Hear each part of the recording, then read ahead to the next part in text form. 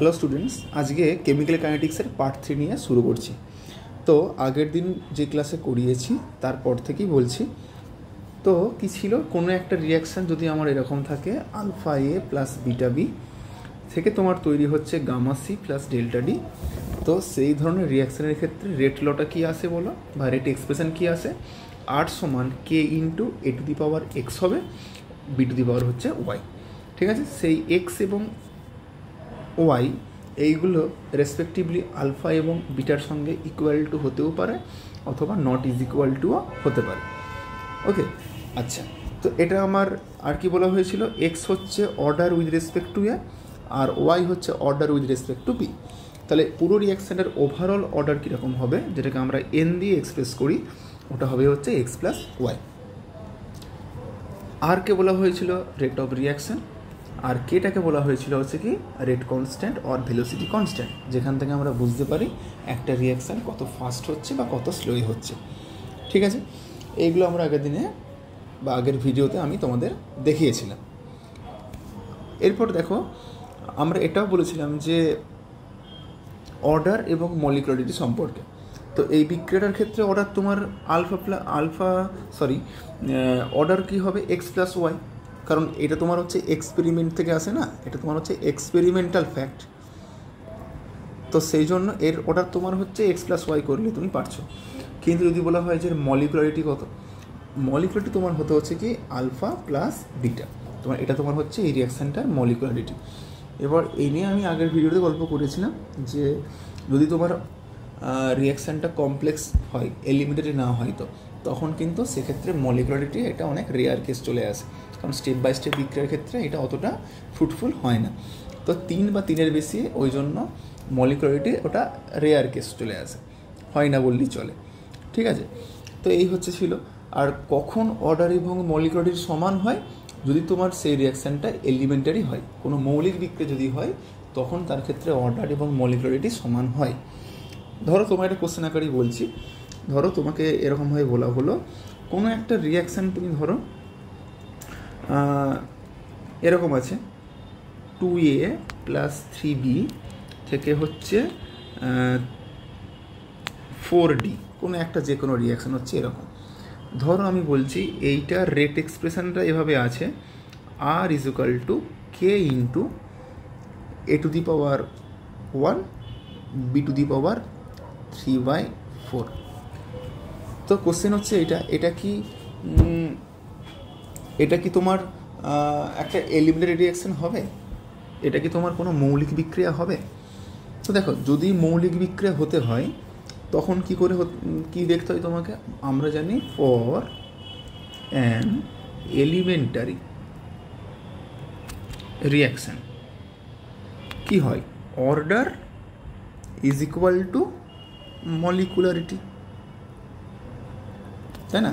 তো দেখো এই রিয়াকশানের ক্ষেত্রে যদি এই রিয়াকশানটা এলিমেন্টারি হয়, তো মলিকুলারিটি কত আসবে?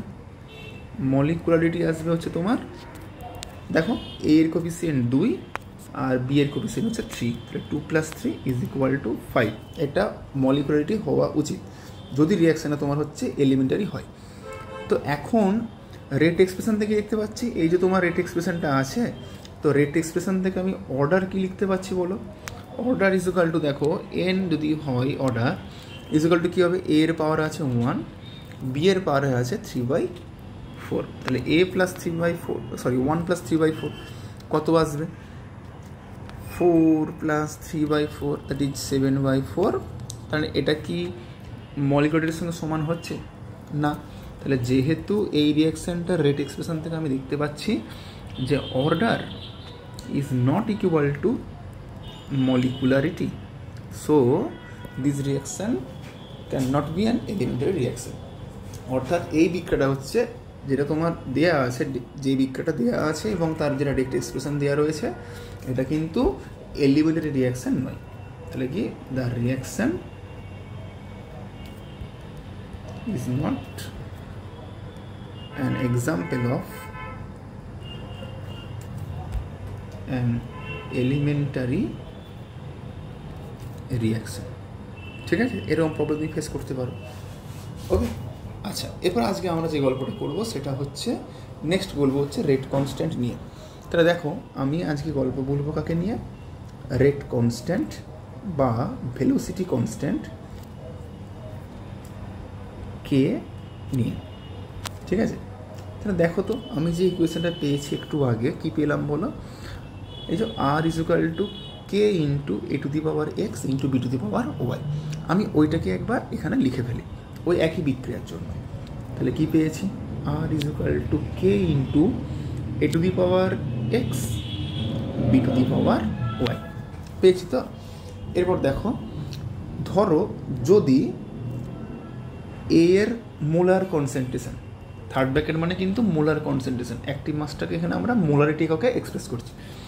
যদি 1 হয়, যদি বি এর কনসেন্ট্রেশন যদি 1 হয়, তাহলে আর কি আসবে?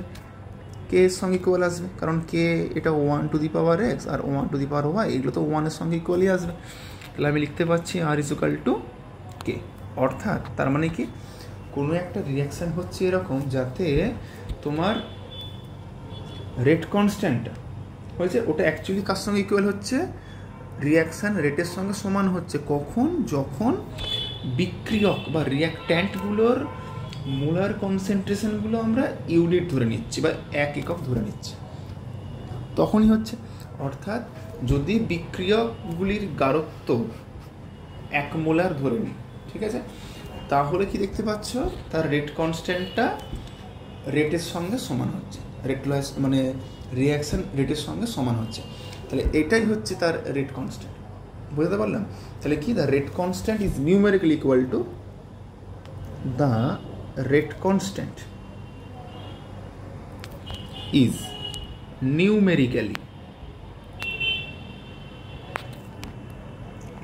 numerically equal to the rate of a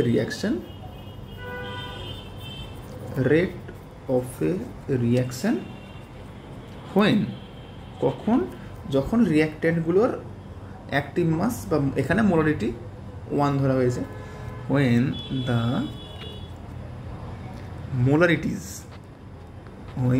molarities of reactants, বিক্রিয়কগুলোর মোলার গাঢ়ত্ব কত? একক, আর ইউনিটি মানে আমরা 1 ধরে নিয়েছি। ঠিক আছে, তাহলে এটাই হচ্ছে তোমার রেট কনস্ট্যান্ট হবে তো। তাহলে আমাকে যদি বলা হয় রেট কনস্ট্যান্টের ইউনিট কী হবে, যদি আমি বলতে চাই রেট কনস্ট্যান্টের ইউনিট কী হবে, তাহলে ইউনিট অফ রেট কনস্ট্যান্ট অর্থাৎ কে এর একক কী হবে। ঠিক, তাহলে বলো, আমি যদি বলি যে আমার ইকুয়েশন ছিল এরকম, আর সমান K into A to the power x আর B to the power y. তার মানে কি, এটাও তোমার কনসেন্ট্রেশন টার্ম আর এটাও তোমার কনসেন্ট্রেশন টার্ম। তাহলে আমি যদি একক হিসাবে দেখতে চাই, এগুলো সব কী কনসেন্ট্রেশন ছিল? মোলার কনসেন্ট্রেশন, তো মানে মোল পার লিটার ইউনিটে থাকবে। আর এটাও একটা সংখ্যা, এটাও একটা সংখ্যা। তাহলে এই দুটো যোগ করে দিলে আমি কী পাই? ওভারঅল অর্ডার পাই। তার মানে আমি কি লিখতে পারবো যে R is equal to K into concentration term whole to the power n, যেখানে এন হচ্ছে কি ওভারঅল অর্ডার, এটা হচ্ছে কি overall order of the reaction, তাই না? তাহলে দেখো কি আসবে। তাহলে এখান থেকে যদি বলতে চাই, তাহলে or k is equal to rate of reaction by concentration to the power n হবে তো। তাহলে রেট অফ তোমার রেট অফ রিয়াকশনের ইউনিট কী হয়? Mole per litre per second আমি যদি ধরে নিই, তাহলে তোমার কি আসবে? উপরে আসবে mole per litre per second, আর কনসেন্ট্রেশনটা তোমার এখানে আছে কোন কনসেন্ট্রেশন? Molar concentration. তার মানে এটাও তোমার আসছে mole per litre whole to the power n. তার মানে এটা যদি তুমি সলভ করো, তোমার কি আসবে? Mole to the power 1 by mole to the power n, L to the power -1 by L to the power -n, তাই তো? এটা যদি রিঅ্যারেঞ্জ করে দাও একসঙ্গে, কি আসবে বলো তো? Mole per litre whole to the power 1 - n into second to the power -1। Mole per litre whole to the power 1 minus n into second to the power -1, অথবা এটা তুমি এভাবে লিখতে পারো mole to the power 1 minus n litre to the power n-1 second to the power -1। ঠিক আছে, তো এটা তোমার নর্মাল এককে আসবে। এবার যদি তোমার গ্যাসিয়াস রিঅ্যাক্ট্যান্ট হতো তুমি তখন পার্সিয়াল প্রেসার হিসাবে এটা এটিএম ইউজ করতে পারতে। এখানে আমরা মোল পার লিটার ইউজ করেছি, এটা এর পরিবর্তে তুমি এটিএম ইউজ করতে পারো। ঠিক আছে, তো দেখো যদি আমি বলি ইফ ধরো কোনো একটা রিঅ্যাকশান যার n=0, যদি n=0 হয় তখন কি আসবে বলো তো? তখন তাকে আমি বলবো হচ্ছে জিরো অর্ডার রিঅ্যাকশান হবে। তাহলে জিরো অর্ডার রিঅ্যাকশানের ক্ষেত্রে রেট কনস্ট্যান্টের ইউনিট কি আসবে? তাহলে mole per litre whole to the power 1 minus 0 into second to the power -1, তার মানে আসবে mole L to the power -1 second to the power -1। এখন যদি n=1 হয় তাহলে তোমরা এটাকে বলবে ফার্স্ট অর্ডার রিঅ্যাকশান, প্রথম ক্রমের বিক্রিয়া। আগেরটা ছিল শূন্য ক্রমের বিক্রিয়া, এটা হচ্ছে প্রথম ক্রমের বিক্রিয়া। তাহলে এর জন্য রেট কনস্ট্যান্ট ইউনিট কী হবে? তাহলে mole L to the power -1 whole to the power 1 -1 S to the power -1। তুমি দেখো না এই ইকুয়েশন তুমি বসে দেবে এই ইকুয়েশনটা, তাহলে কী আসবে বলো? এটা কেটে যাবে, মানে 1 টু দি পাওয়ার 0 মানে 1 আসবে, তাহলে শুধুমাত্র পড়ে থাকবে সেকেন্ড টু দি পাওয়ার -1। এবার যদি তোমার সেকেন্ড না দিয়ে কোনো কোশ্চেন তুমি মিনিট পেলে তখন তোমার আসে পার মিনিট বা মিনিট টু দি পাওয়ার -1 বা পার আওয়ার ইত্যাদি। তো এইভাবে তোমার চলবে। তাহলে যদি তোমার n= এরকম হয় যে n=2, তখন তুমি তাকে বলবে সেকেন্ড অর্ডার রিঅ্যাকশান। তখন কে কী আসবে? Mole per litre whole to the power 1 - 2 second to the power -1। তার মানে তোমার যা আসবে তুমি সেভাবে লিখবে। বোঝা যাচ্ছে? তোমার এটা তোমার আসবে কত? মোল to the power -1 L to the পাওয়ার চলে আসবে তোমার হচ্ছে হ্যাঁ -1 +1 হয়ে যাবে। তাহলে লিটার পড়ে থাকবে litre second to the power -1। ঠিক আছে? আচ্ছা, ধরো তোমার সামনে একটা কোশ্চেন এরকম আছে, যদি রেট কনস্ট্যান্ট কে এর ভ্যালু তোমার আছে ধরো এরকম mole to the power -2 L to the power 2 second to the power -1, তাহলে এই বিক্রিয়াটার অর্ডার কীরকম হবে তুমি বের করবে কী হবে? কারণ আমি তোমাকে শিখিয়েছি যে যদি কোনো এন ক্রমের বিক্রিয়া ঘটে তো তার ক্ষেত্রে রেট কনস্ট্যান্টের একক কী হয়? Mole per litre whole to the power 1 - n into second to the power -1। ঠিক, এরপর আমি এটাকে ভেঙে দিচ্ছি, তাহলে কত আসছে বলো? Mole to the power 1 - n L to the power n-1 এবং সেকেন্ড টু দি পাওয়ার -1। এরপর তোমার যে কোশ্চেনে ইউনিটটা দেওয়া রয়েছে তার সঙ্গে এটাকে কম্পেয়ার করো। যদি কম্পেয়ার করো আমি লিখতে পারি 1 - n = -2। তাহলে এখানে পেলাম 1 - n = -2, এখানটা সলভ করে পাচ্ছি n = 3, অর্থাৎ so the reaction is third order reaction. ঠিক আছে, অথবা the order of the reaction is third. হলো একইভাবে ধরো একটা কোশ্চেন আছে এরকম, তোমার রেট কনস্ট্যান্টের ভ্যালু দেওয়া আছে mole to the power -2 L to the power ½ second to the power -1, তাহলে অর্ডার কত হবে? তাহলে আমি একইভাবে ইকুয়াল করে নিতে পারছি 1 - n = -1, এই মোলের পাওয়ারটা ইকুয়াল টু করেছি করেছি। তাহলে এখান থেকে কত আসছে? n = 3/2, তাহলে অর্ডার কত আসবে? 3/2। তাহলে অর্ডারটা ফ্র্যাকশনেও আসতে পারে। ঠিক আছে, তোমরা এইভাবে এগুলো সলভ করতে পারবে, তোমাদের এরকম প্রবলেম আসতেই পারে পরীক্ষার সময়। আচ্ছা, নেক্সট এরপর আমরা চলে যাবো হচ্ছে জিরো অর্ডার রিঅ্যাকশনের ক্ষেত্রে, যেটা তোমাদের সিলেবাসে আছে জিরো অর্ডার রিঅ্যাকশন। তো জিরো অর্ডার রিঅ্যাকশনের ক্ষেত্রে আমি প্রথমেই ধরে নিচ্ছি কি এটা অ্যাকচুয়ালি কি ঘটে না, যখন কোনো একটা রিঅ্যাকশান হচ্ছে মনে করো, কিন্তু তার রেটটা ঠিক আছে বিক্রিয়কের কারো উপর কোনো কনসেন্ট্রেশনের উপর ডিপেন্ড করবে না। হয়েছে রিঅ্যাক্ট্যান্টের কনসেন্ট্রেশনের উপর যদি ডিপেন্ড না করে তখন সেই ধরনের রিঅ্যাকশানগুলোকে আমরা বলি জিরো অর্ডার রিঅ্যাকশান। হলো, তাহলে যে ধরনের বিক্রিয়ার ক্ষেত্রে বিক্রিয়া হার বিক্রিয়কের গাঢ়ত্বের উপর কোনো নির্ভর করবে না, হয়েছে, তাদের আমরা বলবো যে জিরো অর্ডার রিঅ্যাকশান। ধরো আমি প্রথমে ধরে নিচ্ছি let us assume that an arbitrary reaction A to B, আমি একটা এ থেকে বি একটা রিঅ্যাকশান ধরে নিয়েছি। তাহলে যখন বিক্রিয়াটা শুরু হয় তখন ধরো t = 0, তার মানে তোমার হচ্ছে এটা কি ইনিশিয়াল টাইম। তাহলে ইনিশিয়াল টাইমে আমি ধরে নিচ্ছি এ এর কনসেন্ট্রেশন ছিল হচ্ছে তোমার এ মোল পার লিটার, তখন বিতে তোমার তৈরি হচ্ছে না, তখন বি এর পরিমাণ কত? 0। এখন আফটার সার্টেন টাইম সেটা ধরে নিচ্ছি ধরো টি, তাহলে আফটার টি টাইম কী হচ্ছে? ধরে নাও এ এর এক্স অ্যামাউন্ট খরচ হয়ে যাচ্ছে, তাহলে কত পরিমাণ পড়ে থাকবে? পড়ে থাকবে হচ্ছে a - x, অর্থাৎ রিমেনিং কনসেন্ট্রেশন আফটার টি টাইমস কত হলো? এ - x। এরপর যদি এ এর এক্স অ্যামাউন্ট খরচ হয় তাহলে বি এর কী অ্যামাউন্ট তৈরি হবে, তাহলে এক্স অ্যামাউন্টই তৈরি হবে বি এতে, ঠিক আছে তো। তাহলে এটাই আমি করেছি। তাহলে এ এর কনসিডারেশন হলো আফটার টি টাইম এ মাইনাস এক্স, বি এর হয়ে গেল হচ্ছে এক্স হলো। এরপর দেখো কি আছে, তাহলে আমি জানি যে রিয়াকশানটা যদি অর্ডার আমি 0টা ধরেছি তাহলে এর রেট কী হবে, তাহলে আর ইজ ইকুয়াল টু হবে দেখো মাইনাস কনসেন্ট্রেশন অফ এর চেঞ্জ কত হচ্ছে উইথ রেসপেক্ট টু টাইম, তাহলে minus dA dt is equal to, যেটা আমি রেট এক্সপ্রেশন সেখানে কী লিখবো, K into rate constant into বিক্রয়কের গারত্ব, এটা whole to the power 0। Whole to the power 0 কেন করা হয়েছে, কারণ রিয়াকশানটা হচ্ছে 0 অর্ডার রিয়াকশান হলো। তাহলে এরপর দেখো যে ডিটির সময় এর কনসিডারেশন চেঞ্জ। এবার দেখো আফটার টাইমটি এ গারত্ব কত ছিল, এ মাইনাস এক্স ছিল, তো যদি আমি বসিয়ে দিই minus d dt of A minus x is equal to K into A to the power 0 মান কত 1 হয়, ঠিক আছে। এই যে এক্সপ্রেশনটা ওটাকে আমরা বলেছি হচ্ছে differential equation of 0 order reaction, ঠিক আছে। তোমাকে বলতেই পারে যে 0 অর্ডার রিয়াকশনের ক্ষেত্রে ডিফারেন্সিয়াল রেট ইকুয়েশনটা লিখে দেখো, তুমি তখন এই আর ইজ ইকুয়াল টু এটা লিখে দেখাবে, এটা বক্স করে আমি দেখিয়েছি। এবার এটা যদি তুমি ডেরিভেটিভ করো তাহলে কী আসছে, তাহলে দেখো এটা কী হবে মাইনাস ডিডিটি অফ এ, মাইনাসে মাইনাসে এটা মাইনাস মাইনাসে কী হবে প্লাস আসবে ডিএক্স ডিটি। এবার এটা তো তোমার 0, এ তো এটা তোমার কনস্ট্যান্ট, তাহলে এর ভ্যালুটা তোমার 0 আসবে, তাহলে পড়ে থাকবে dt of x is equal to K. তাহলে ডিএক্স কী হবে, কোনো যদি গুণ করি তাহলে কে ইন্টু ডিটি এলো। এবার যদি আমি ইন্টিগ্রেশন করি তাহলে কী আসবে, integration of dx is equal to integration of k into dt হলো। এবার ইন্টিগ্রেশন অফ ডিএক্স করলে কী পাবো, আমি এক্স পাবো। আচ্ছা, এবার কে তোমার কনস্ট্যান্ট অলরেডি বাইরে বেরিয়ে চলে আসতো, এটা বাইরে চলে আসতো। এবার ইন্টিগ্রেশন অফ ডিটি মানে আমি টি পাবো। এবার এটা তোমার হচ্ছে ইনডেফিনাইট ইন্টিগ্রাল, সেজন্য একটা ইন্ডিকেটিভ কনস্ট্যান্ট পাবো, সেটাকে আমি বলছি সি হলো।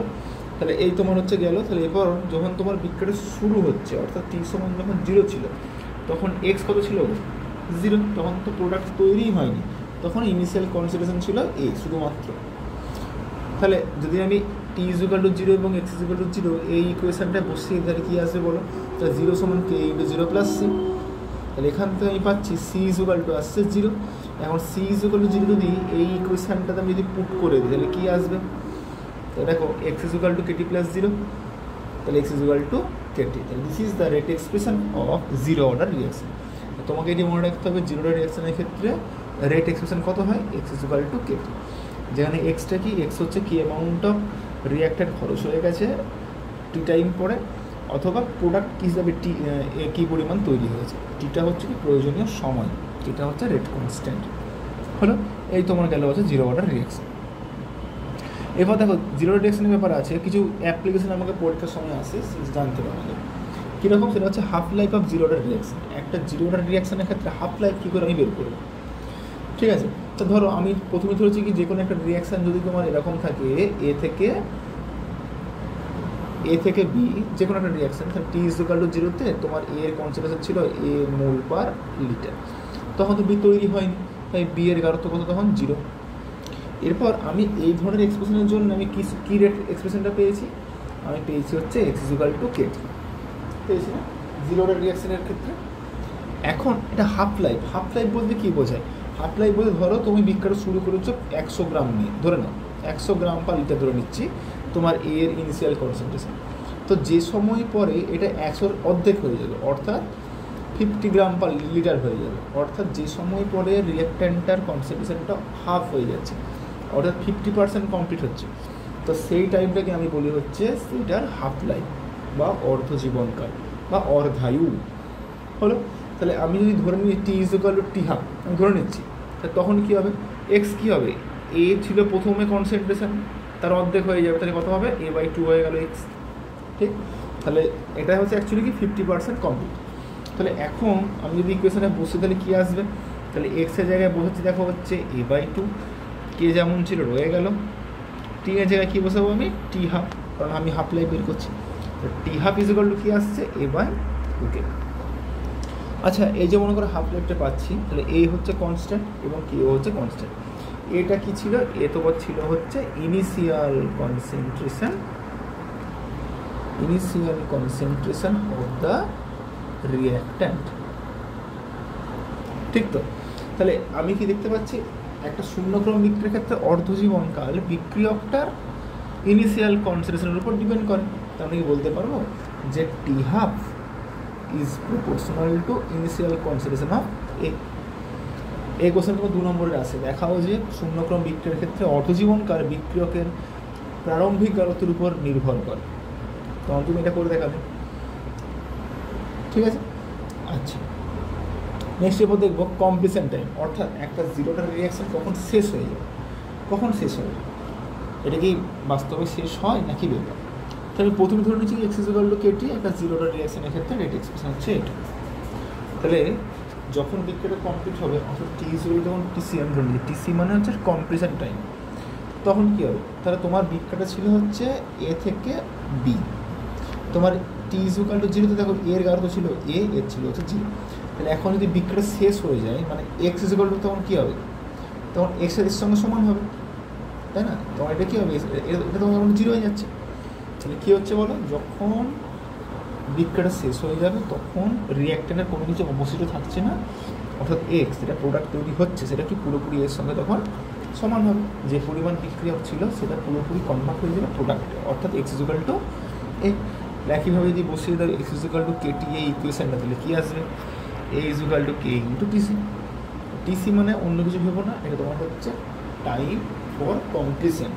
ওকে, তাহলে দেখো এ তোমার কনস্ট্যান্ট, সরি এর একটা ভ্যালু থাকবে এবং কি এরও তোমার একটা ভ্যালু থাকবে, এটা কি ফাইনাইট ভ্যালু থাকবে, অর্থাৎ একটা জিরোর রিয়াকশান শেষ তো হবে বটেই, এবং সেটা শেষ হতে গেলে একটা নির্দিষ্ট সময়ের প্রয়োজন হবে। হলো, অর্থাৎ শূন্যক্রম বিক্রিয়া শেষ হতে গেলে একটা ফাইনাইট টাইমের প্রয়োজন। এই দুটি তোমার হচ্ছে 2 নম্বরের জন্য ইম্পর্টেন্ট। এক, তোমার দেখাতে বলবে যে শূন্যক্রম বিক্রিয়ার ক্ষেত্রে রেট এক্সপ্রেশন নির্ণয় করো, তখন তোমাকে প্রথমটা আনতে হবে x is equal to kt, এই ফরম্যাটটা আনলে।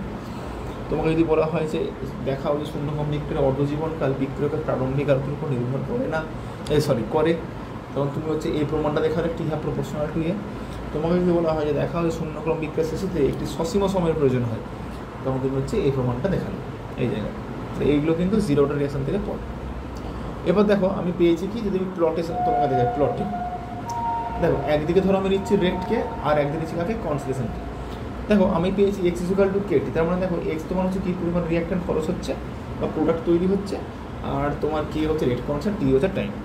আচ্ছা বলতো রেট কনস্ট্যান্ট এখানে কোনো বিক্রিয়কটার মানে রিয়াক্ট্যান্ট এ এর কোনো ইনিশিয়াল কনসেন্ট্রেশন টার্ম কিছু আছে, তা তো নেই। তার মানে এটা রিয়াক্ট্যান্টের কনসেন্ট্রেশনের উপর ডিপেন্ড করবে কি না, তাহলে এখানেও যা কনসেন্ট্রেশন থাকবে, এখানেও কনসেন্ট্রেশন, এখানেও কনসেন্ট্রেশন হয়েছে। তাহলে এটা হচ্ছে কি rate of reaction does not depend on concentration, অর্থাৎ বিক্রিয়ার হারটা গারত্বের উপর নির্ভর করে। তাই এরকম একটা প্যারালাল লাইন পেয়েছো তুমি একটা। আচ্ছা, যদি তোমার মনে হয় কনসেন্ট্রেশন হচ্ছে টাইমের প্লট করবে, তাহলে কী হবে, যখন ধর তোমার হচ্ছে কী হয় বলো তো, যখন তোমার টাইম শুরু হয় তখন বিক্রিয়কের ইনিশিয়াল কনসেন্ট্রেশন যেটা ছিল, এবার সময়ের সঙ্গে সঙ্গে ওর পরিমাণ আস্তে আস্তে কী হচ্ছে, কমছে, হয়েছে। আচ্ছা, আরেকটা দেখো, যখন তোমাকে বলছে হাফ লাইফ, তো টি হাফ প্রপোর্শনাল টু এ আমরা জানি, তাহলে এ বাড়লে টি হাফও কী হবে, বাড়বে, বুঝেছি। তাহলে এই তোমার হচ্ছে 3টে প্লট জিরোটা রিয়াকশান থেকে। আশা করি বোঝা গেল। তাই তোমরা এই জিরোটা রিয়াকশানগুলো আজকে এখানেই থাক, পরের ক্লাসে আমরা দেখবো ফার্স্ট অর্ডার রিয়াকশান সম্পর্কে। ওকে, থ্যাংক ইউ।